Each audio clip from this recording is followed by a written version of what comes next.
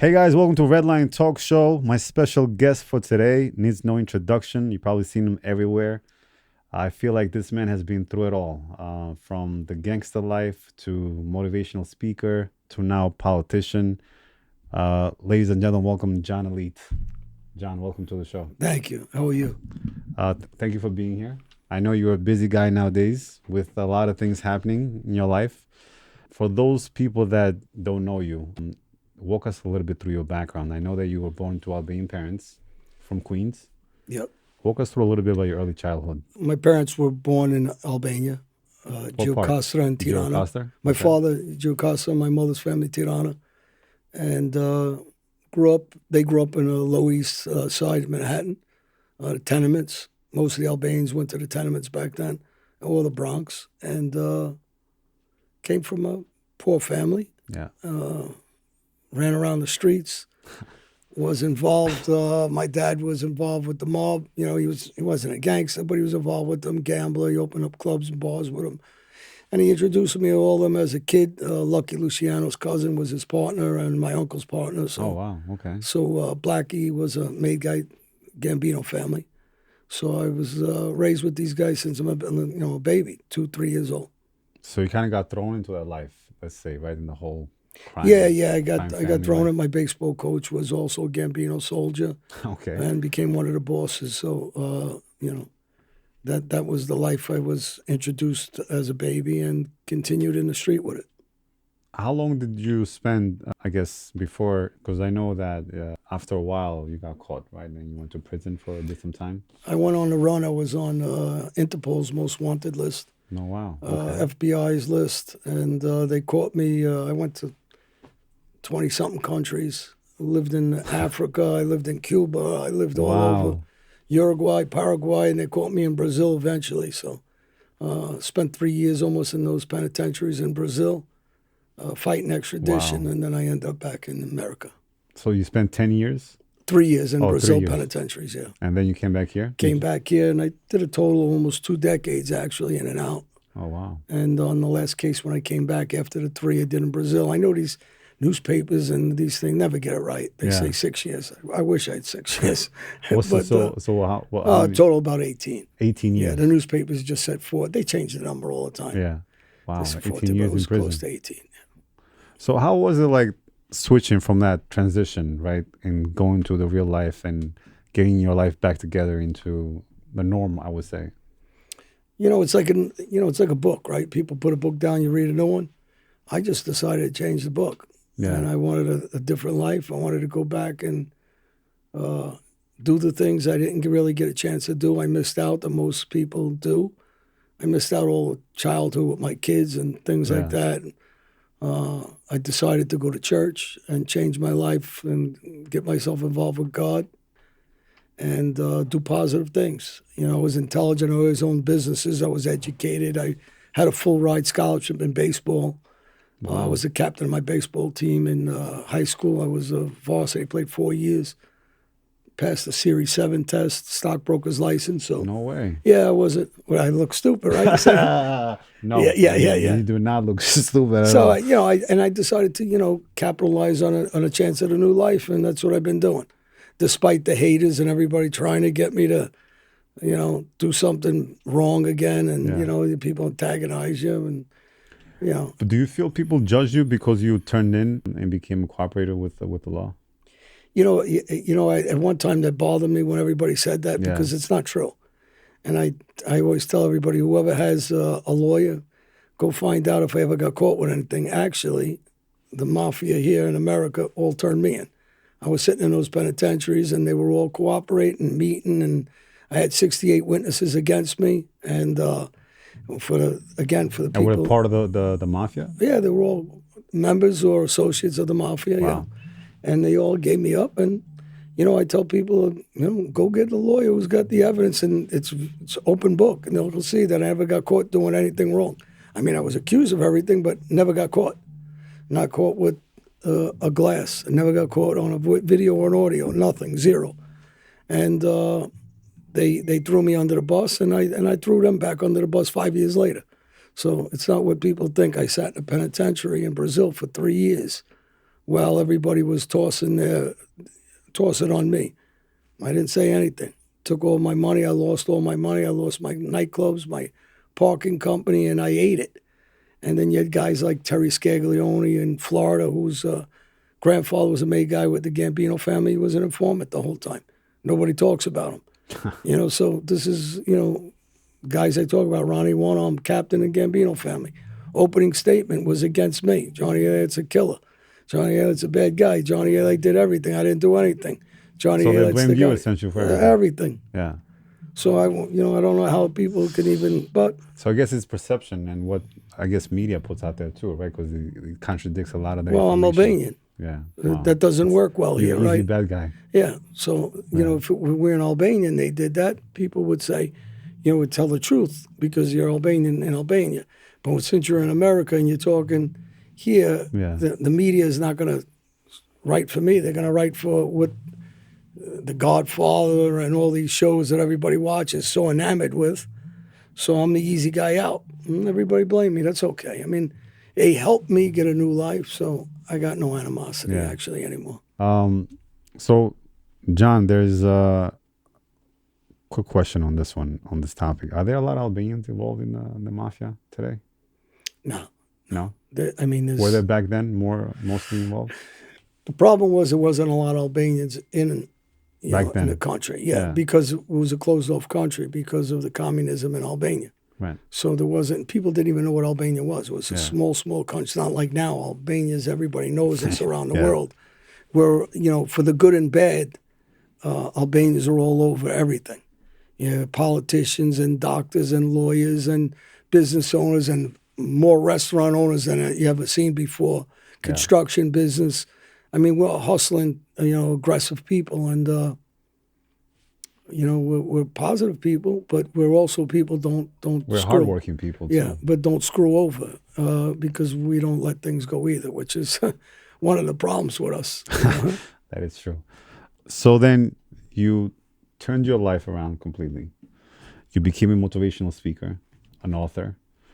What's the message that you want to convey now to the people? It's never too late to change your life, first off.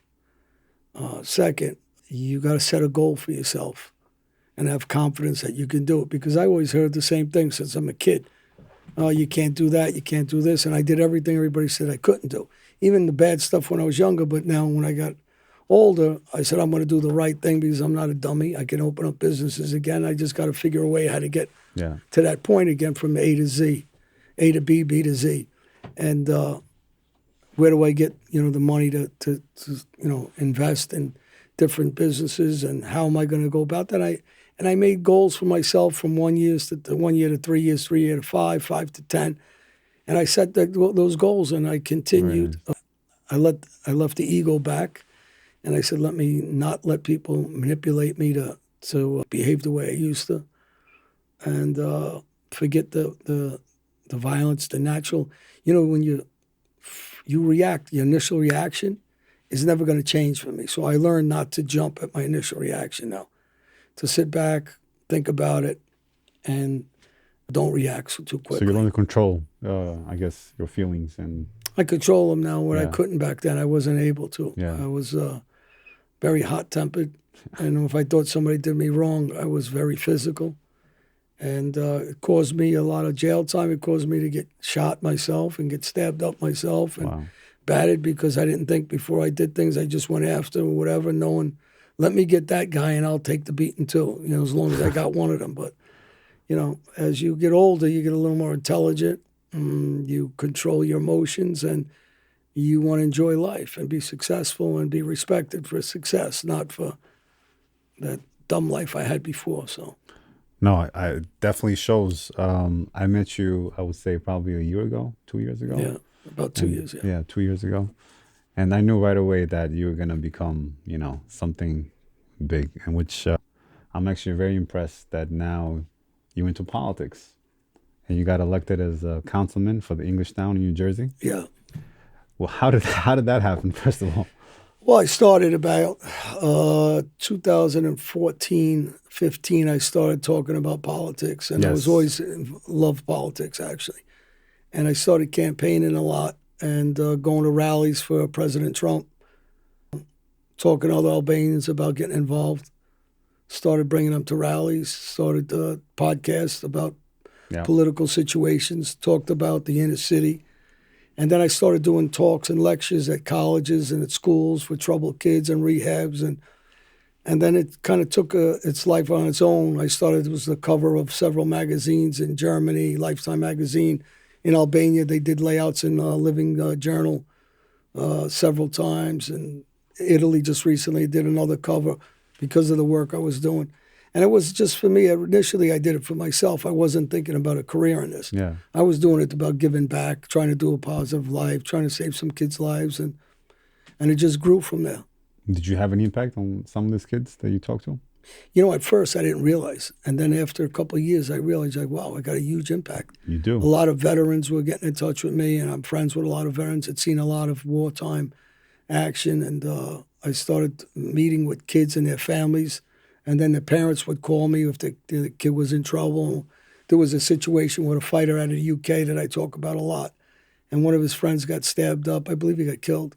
Oh, wow. And the father called me because he was panicking. The son was going to go out and kill the guy. Yeah. And I talked to the kid. He didn't want to hear it at first. And I kept conversations going. And every year now, a couple times a year, he calls me. We talk, and he became a really good kid. He started a tough kid, boxer, and helps a lot of kids. So, it's rewarding knowing that you're saving lives now. So you're saving a ton of So lives. essentially, you became a role model. Yeah. For some, for a lot of these kids that are looking up to you now. Yeah. Do you feel that you have responsibility now to always do the right thing? When I lose my temper, and it's funny, people say, "Oh, I taped you." You're going to lose your temper. That's you're not reacting physically. So when they say that, this is the people that are hating. Like, I'm not going to say I never yell anymore. I mean, it's ridiculous. Everybody loses their temper. But I became a role model where I don't, and I always remember, whatever I do, it's going to affect every kid that I'm helping. So that's one of the motivations for me, never to screw up, because if I screw up, I'm ruining and letting down all these guys and all these kids and girls that are following me. And, I'm trying to help them develop a new life. So I get annoyed at a lot of these haters because they make it about me. And it's not about me. It's about all these kids that you want me to screw up. You're hurting all these children. Yeah. Maybe hurting their own kids for all they know, if they're watching me. So what motivated you to take this position as a councilman in New Jersey? After I was speaking about politics, they were having issues in my township. Okay. Unlike, again, some of the media is saying that a lot of these people quit because of me. It had nothing to do with me. So prior to me, there was an incident with our chief of police. Okay. And apparently some of the councilmen were arguing about, I guess, what exactly happened in that situation. And I don't get involved in the situation. I didn't really know the chief that well. I just met him when I came to the town. He was a gentleman to me. I didn't get involved in the situation, but something happened where the new mayor and the councilman had some disagreements. Two of them quit. This is prior to me. And then after I was going to come in, there was a situation with actually two of his best friends. They were in each other's weddings. They were at, I think they baptized each other's kids. And I'm really not sure what happened with them also. I mean, I try not to get involved in that. I'm there to try to help the town. I'm trying to, bring the town together, move it forward, bring a financial stability to the town so we grow. So I never really got involved in any of this stuff. When the media came around about me and I hit the headlines of the papers and Channel 12 came around and 101.5 and all the media. Yeah. They asked questions, but they came to the township meeting. And there was a guy there trying to heckle about my past. And the whole town attacked him and belittled him. Wow. And, really, showed what kind of low life some of these people are, haters. And they kicked him out of the meeting. And the people just yelled him out till he left and embarrassed him. So you have overwhelming support in the town. Yeah, I want to tell you about, when people ask, why do I like it there so much? Because these are towns where people are generally just nice. They're family oriented. They've been living there for years and generations, and our families all know each other. My in-laws and daughter-in-law, and some of them, grew up together, and They say good morning, good afternoon. Everybody's in each other's, different businesses we frequent. So it's nice, and I really like the people. I like the area, and you're close to New York City, you're close to Princeton, you're close to the beach, you're close to Philadelphia, it's centrally located. Yeah. So, of course, you're going to like the area, and the people are great. Tell me a little bit about the politics world now. Now that you are experiencing it, is it different? Is it what you expect it to be? Well, you look at topics, and I want to run for Congress, and everybody knows that's my ultimate goal. And then from there, wait, who knows? so you want to run for Congress? Yes. Oh, wow. That's exciting. You're definitely going to win if you run for Congress. I have an inside track that some of these people in Congress are clueless about. And I'm talking about the drug industry. You got a woman like this Crockett on the Democrat side that, they don't have any real knowledge of the inner cities like I do. Right. I grew up in the inner city. My friends are in the inner city. You know the local streets. So I know, and I know what's going on there. Yeah. I know about school choice. I know that we don't have the opportunities that we should have. So they don't really understand what I understand there. They don't understand the border and the drugs that are coming in, how we could stop the flow, the corruption that goes on within the inner ranks, because I understand too of how we got to local police and different politicians and how we maneuver them, how this exactly works. I know about the prison reform. When they talk about prison reform, what do they know about it? But I do. From us being in jail to families visiting to corrupt. The whole system. Yeah, the guards and So I can go on and on about what I have a big edge over the rest of them as far as understanding. I understand the corruption within the political field of everybody involved, what they're doing with money, these slush funds, the way they're kicking back money to each other. So the things that they can't possibly understand, I understand. And so it gives me the edge over all of them. And while they're still committing crimes today, a majority of them, I gave up crime years ago. I'm on the good track. I'm on the family track. I'm on track with God. I'm not on, I'm pro-America for everybody in this country. I want to see everybody in the inner city have an opportunity that I didn't give myself. So, and I have a passion that they may never have. I'm excited, actually. I can't wait for you to run. How soon do you think you can take some time first to enjoy this? I'm going to take some time, enjoy this, learn my way around a little bit. Yeah. And I'll make a decision. I know people are trying to make me make a quick decision for this year to run for Congress. I think it's too soon. Too soon. But I'm not closing it off completely. There's a lot of people talking to me, want to fund my campaign. So real people in the party. So. That have the resources to help me. So I won't completely say no yet. Okay. As a councilman, what are some of your day-to-day activities look like for you? Well, we talk about local things like school, drugs in the area. How do we move the police department to enlarge it, move it to another location? Talking about the infrastructure of the roads and commercial property, how we bring in more stores, more activities for kids, talking about the water supply, keeping it, selling it. So there's a lot of... No, there's a lot. There's a lot. Yeah. And again, I was a businessman, so it's a little easier for me to understand exactly what's going on. And one of my councilmen that we ran together, we're friends, and we sat on the council together, is also in the building business. So I take his expertise when we're talking about structure and some of the things and the cost. And so listen, it's a challenge. I like it. And how has the Albanian community been throughout all of this? I know that you have a huge support when it comes to the Albanian community. Tell us a little bit about that. I love the Albanian community. You got the clothing line, I'm always wearing this stuff. And you know what? I think we got one of the greatest countries ever. And, people will say that about all their country. Everybody, I guess, will say that. But honestly, Albanians are so supportive. Yeah. When you're doing something positive, they're proud of you. And it doesn't have to be the same party. It could be Democrat, Independent. And, I'm in a Republican Party. But they still acknowledge you, respect you, try to promote you, try to help you. And we're a unique country. I mean, I'll tell you, strong. I say we're good people, hospital, and we love success in our own culture, so we're proud of that.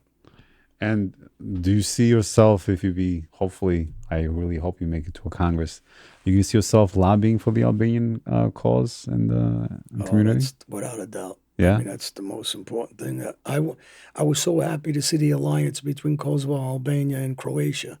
And Albania. And That was a good one. That was a yeah, very good. What'd you think of that? I've been ecstatic about it because I've been talking about this. And I just did an interview in Kosovo at Kennedy Airport, actually. I think it's playing tomorrow, I believe. And I believe the stronger we are is the more we join together, Yeah. the stronger we are. And I want success for the Albanian kids that are growing up in Albania. And I want them out of the suffering of poverty and education. And I want them to be able to have the ability to reach for the stars like we have here, to really succeed with your life if you work hard and put education and time and effort in. So I'm really happy about it. What do you think of the Albanian community here in America, though? Are we strong? Are we united? What do you think? What's your opinion on that?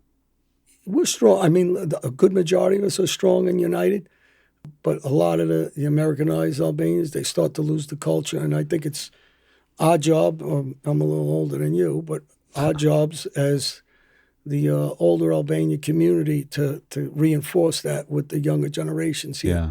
And let them never forget who we are. And, American. I mean, I love America. I'm a patriot.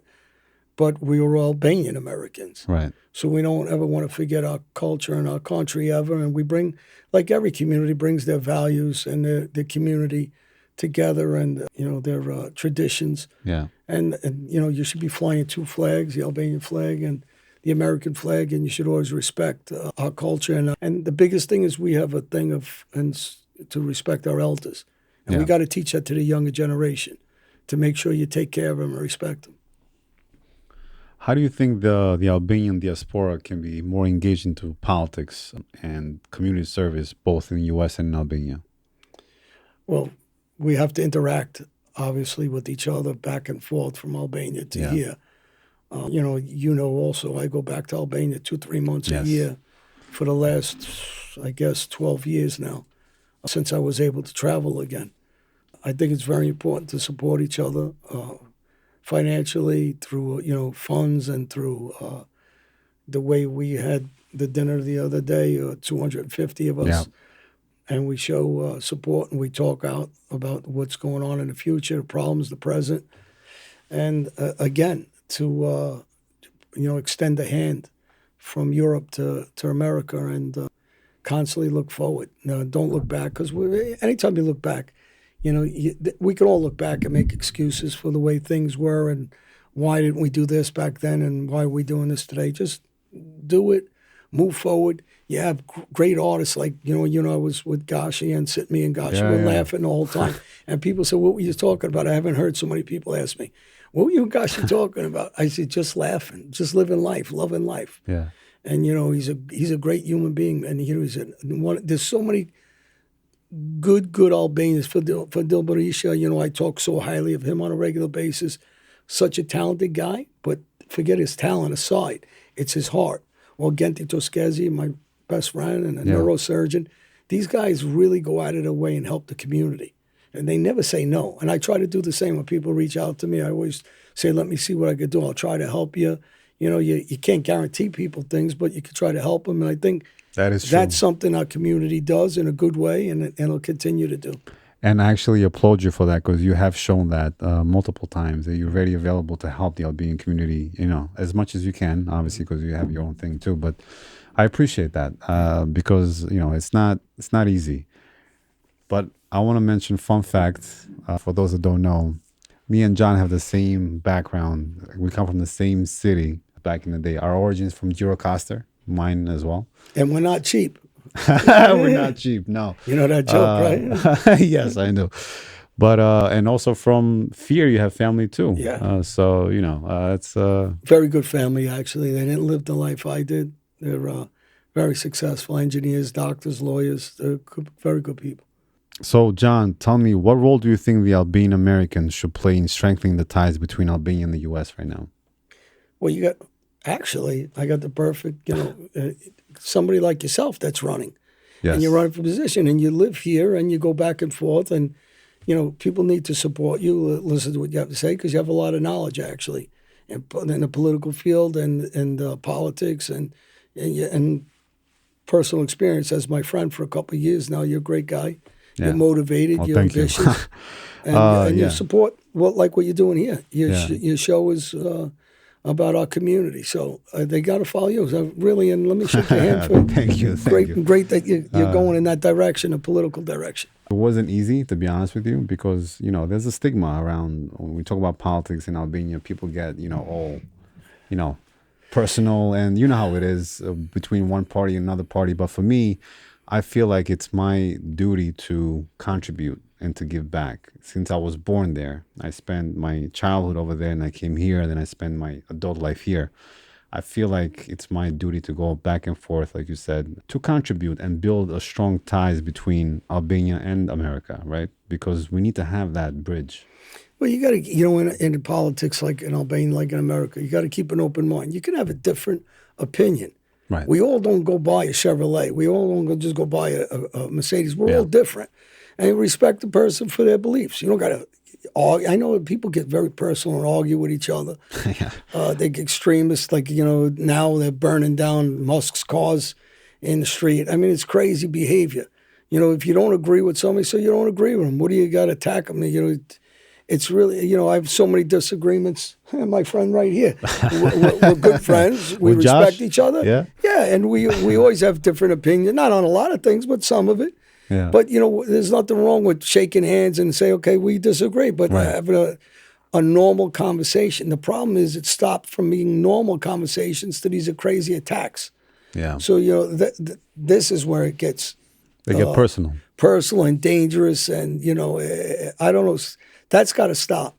And people, and again, I'm coming from an ex-violent background. Yeah. And I'm saying it doesn't work. I tried it. The violent stuff and the aggression does not work. And you're never going to force anybody to do anything by being violent. So you're actually doing the opposite. You're going to push them away and say, look what they're doing. That's why I don't want to be part of that party. Oh, they're aggressive. They're violent. They're putting things on fire. They're breaking things. Whatever party that is, whoever's doing that, it's just wrong behavior. What do you think of the Albanian politics right now, currently? So it's the elections are coming up in May. Do you have any opinion on that? Yeah, I can't stand Soros. So, I'm really sad to see that the kids running around Albania.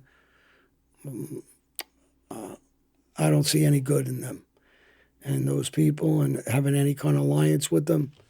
And the political field, I think when you run, you have to run on certain values and strengths. And some of the parties that I've seen, I'm not in agreement with a lot of things that they choose to do. And, so again, I go back to I believe in democracy. I believe in opportunities. I believe in education. I believe in choice of education. I believe in fair pay. So these are some of the values, and depending on what party sees those values as the same as I do, is who I'll affiliate with.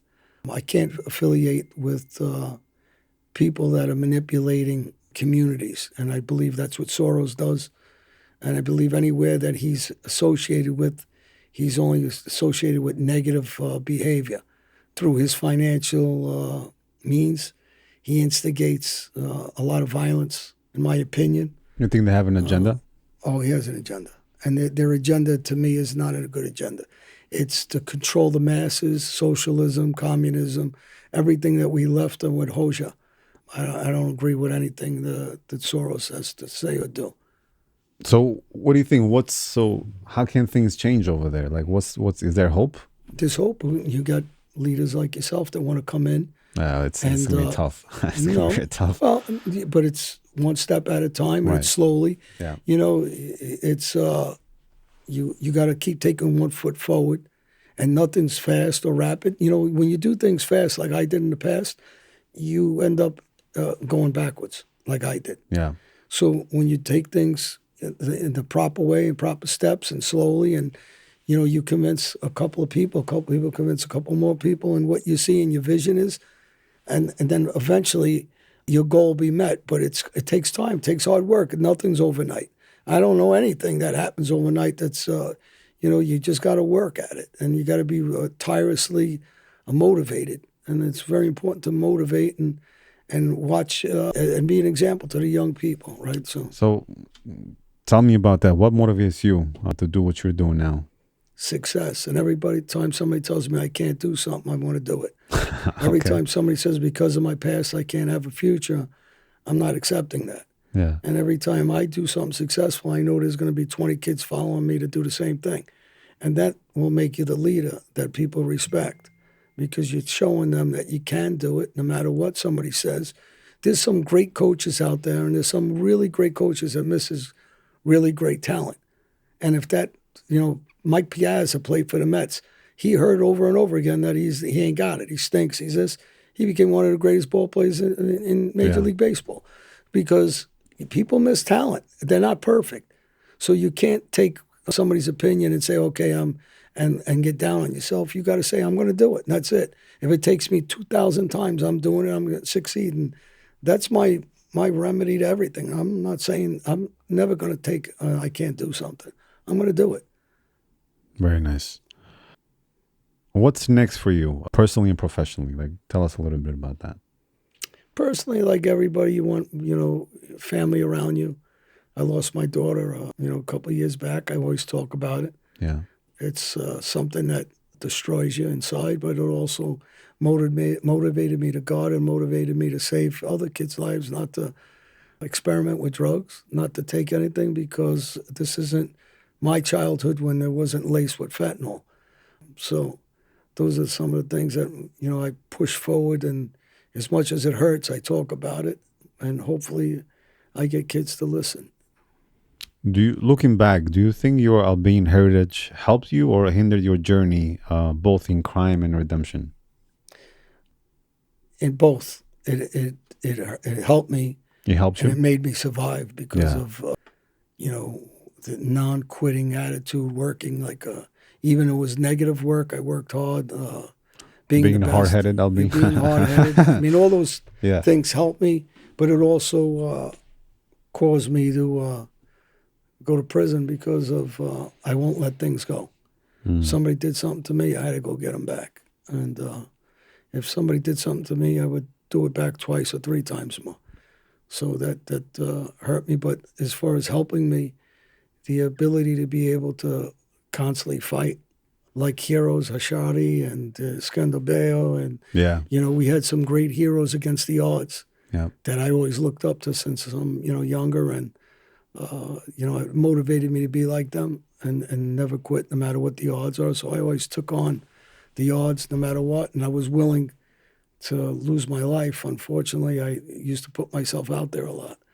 I learned to calm that down, and I learned to take it in a positive way now and just keep working hard and put that motivation in a positive way. So, Do you think the best are still around in the Albanian community?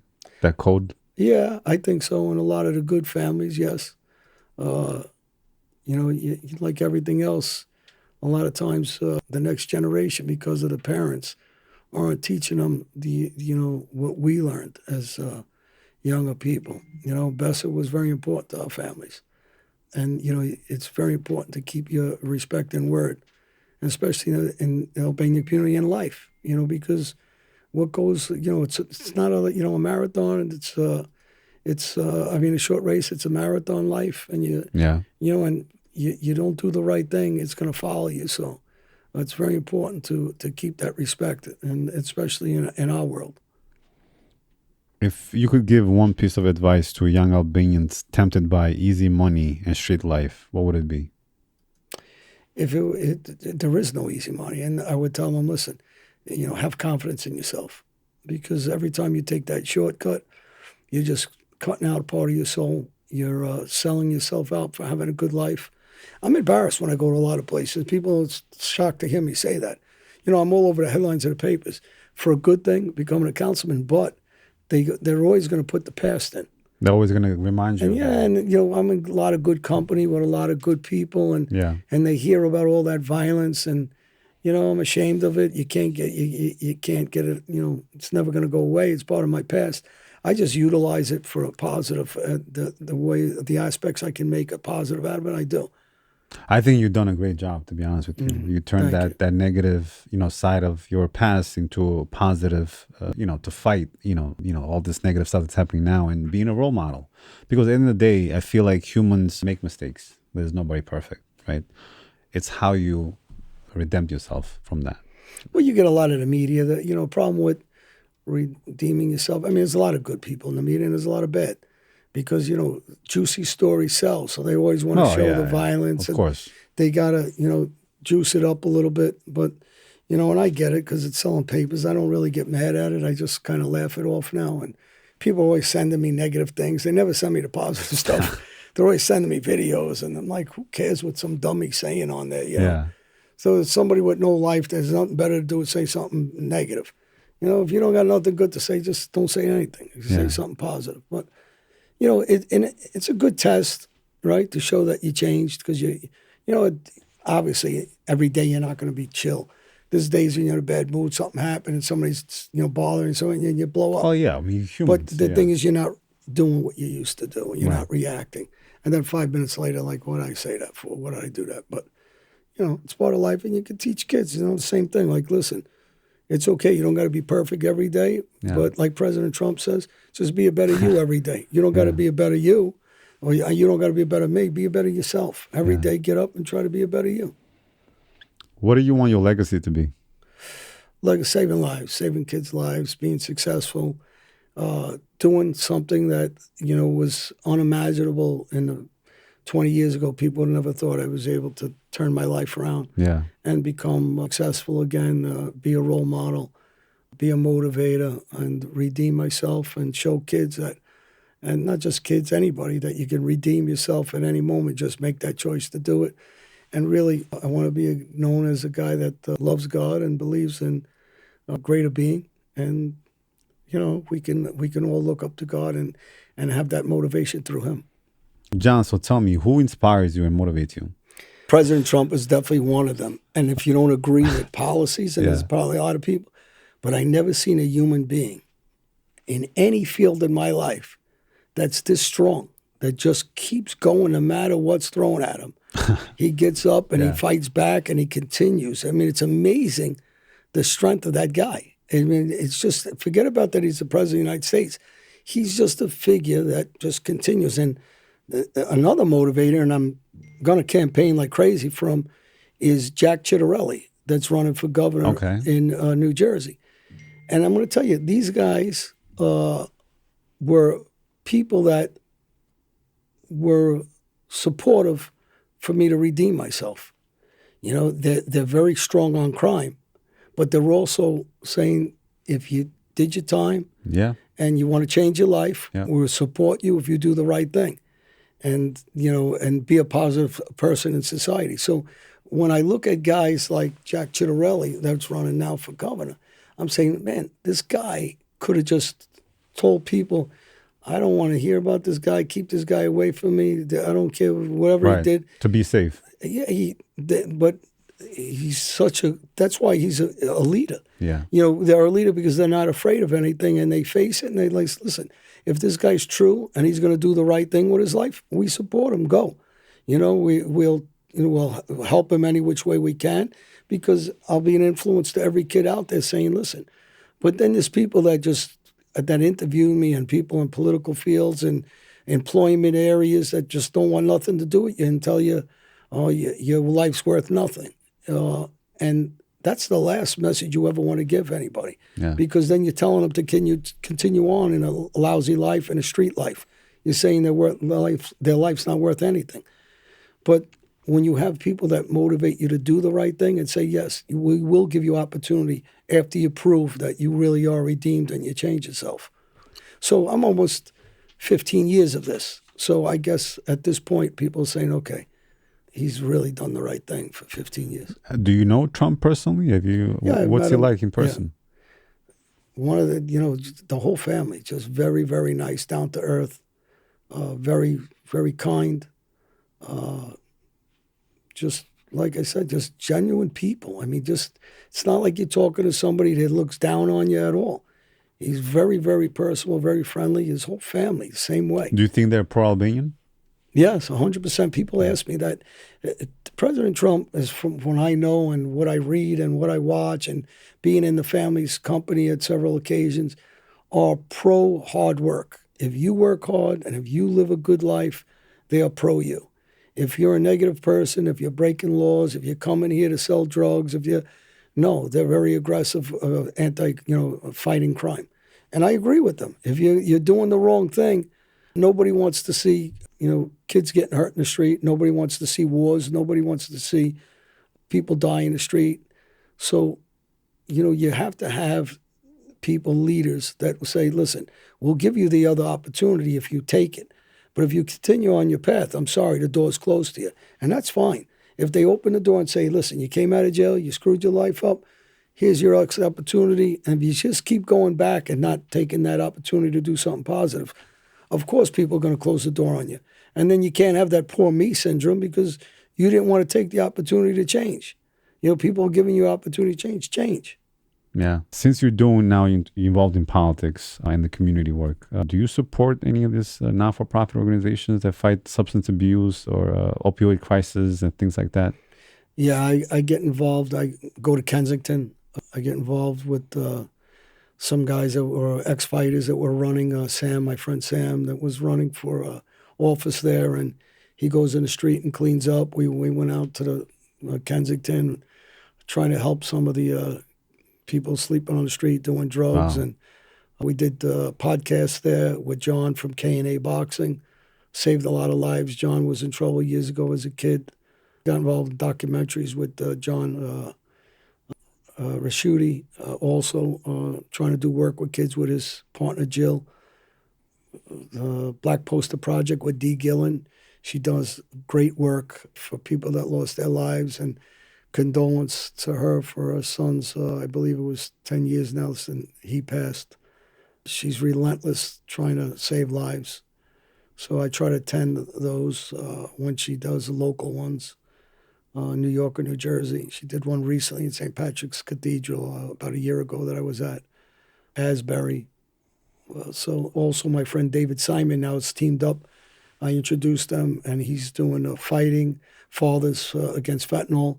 Going to each gym, you in support. If anybody wants to support, you would wear and buy a shirt that says "Fathers Against Fentanyl," fighting against fentanyl, and they're going to box at different gyms. Oh, nice! Those fights are supporting against fentanyl. I'm involved with cancer for against kids. So that and veterans, different organizations. With veterans, I donate to different organizations, veterans and St. Jude's for Children. Also, I donated, done some radio shows with them. So there's many organizations I actually can. And then I do a lot of work at the schools. I'll be going to Georgian Law School, doing a talk again for some of the law students there and kids there. So I try to stay active. Are you also going to be in a movie or no? Did I hear that wrong? Yeah, I just did a movie, the International Kid Boxing movie. We filmed it's an American movie, but we filmed it in Kosovo. Oh, wow. Okay. So that'll be out shortly. I finished filming there. So you part of the... I played the announcer. Okay. With two announcers, so we're throughout the movie announcing the fights. I'm in a movie, Pony, that I've been filming. I'm the main character in that. I just finished another Netflix series. I believe that comes out before Christmas. Oh, very nice. And now I just about signing a contract for another series. Oh, wow. For Netflix and for another series out of Denmark and Sweden with my old partner, Klaus. We did a 4-part series already. That was a #1. Very nice. So now you're going to add acting to your resume as well. Yeah, I've been acting now for a couple of years. Yeah, so. Very cool. Yeah. Any other projects, upcoming projects that you want to share with us? That's about it. Very busy. I got enough on my plate for the next 2 years, so I'm busy for the next 2 years, and we'll see what happens after that. Well, John. A shout out to Italy to my man, Alex.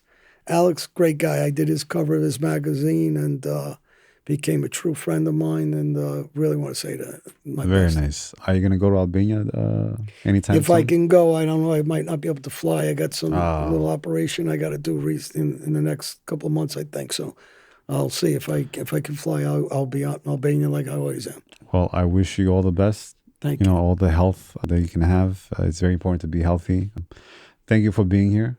Truly a pleasure talking to you and hearing more about your story. And you're an impressive guy. Thank you. You know, you've been through a lot. You changed your life around, and to me, I'm motivated just by being next to you. So, thank you for Appreciate it. being here.